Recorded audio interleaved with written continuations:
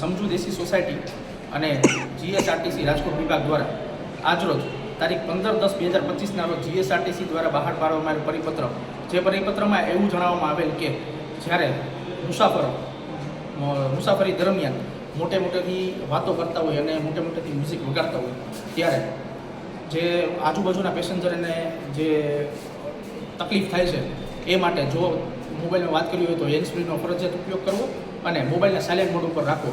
એ અનુસંધાને આજે રાજકોટ વિભાગ એસટી અને સમજુ દેશી સોસાયટી એક ડ્રાઈવ કરવામાં આવે છે, જેમાં શાંતિ જાળવોના સ્ટીકર રાજકોટ ડેપોની 550 બસોમાં લગાડવામાં આવે છે.